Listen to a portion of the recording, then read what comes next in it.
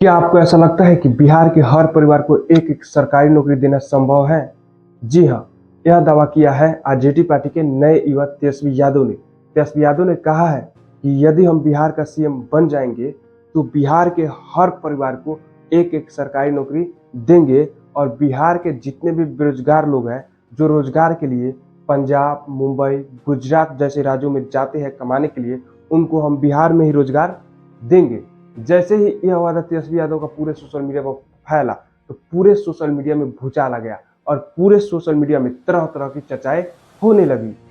एक तरफ चर्चाएं होने लगी कि आखिर कैसे देंगे तेजस्वी यादव बिहार के हर परिवार को एक एक सरकारी नौकरी और कैसे देंगे बिहार के सभी बेरोजगार लोगों को रोजगार, क्योंकि बिहार में लगभग 3 करोड़ से भी ज्यादा परिवार है जिसमें 17-18 लाख लोगों परिवारों के पास पहले से नौकरी उपलब्ध है।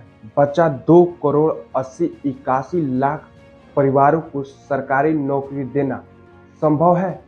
नहीं, बिल्कुल संभव नहीं है। इतना वैकेंसी कहाँ से लगा लाएंगे? वैकेंसी ला भी दिए तो सैलरी कहाँ से लाएंगे? सैलरी के लिए इतना ज़्यादा पैसा कहाँ से लाएंगे? कुल हिसाब किताब करने के बाद लोगों ने कहा कि ये बिल्कुल असंभव है, ये झूठ बोल रहे हैं। चुनाव जीतने के लिए ये सब नौटंकी बना रहे हैं और चुनाव जीतने के बाद अपने वादे का 10-20% काम भी नहीं करेंगे। तो दूसरी तरफ चर्चाएं होने लगी कि ये जो तेजस्वी यादव दावा कर रहे हैं कि बिहार के हर परिवार को एक एक सरकारी नौकरी देने का और बिहार के सभी बेरोजगार लोगों को रोजगार देने का, यह बिल्कुल संभव है, लेकिन केवल तेजस्वी यादव के लिए, क्योंकि तेजस्वी यादव ने पिछले 17 महीना में 5 लाख से ज्यादा नौकरियां दी है।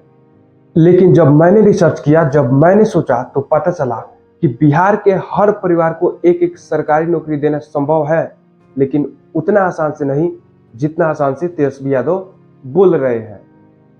जिस परिवार में सरकारी नौकरी नहीं है बिहार में, उस परिवार को एक सरकारी नौकरी हम लोग दिलाने का काम करेंगे।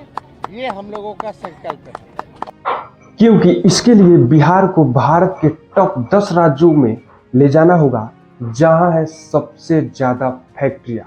लेकिन बिहार को भारत के टॉप 10 राज्यों में ले जाने के लिए बिहार में लगभग 11,000 से लेकर 40,000 फैक्ट्रियों की जरूरत पड़ेगी, क्योंकि भारत के टॉप 10 राज्य जहां सबसे ज्यादा फैक्ट्रियां हैं उनमें टॉप 10 पर आता है जिसमें 12,000-11,000 फैक्ट्रियां है, और टॉप 1 पर आता है उनमें लगभग 40,000 फैक्ट्रियां है। उन्हीं राज्यों में शामिल करना होगा हमारे बिहार को। क्या तेजस्वी यादव इतना फैक्ट्रियां बिहार में लगवा सकते हैं?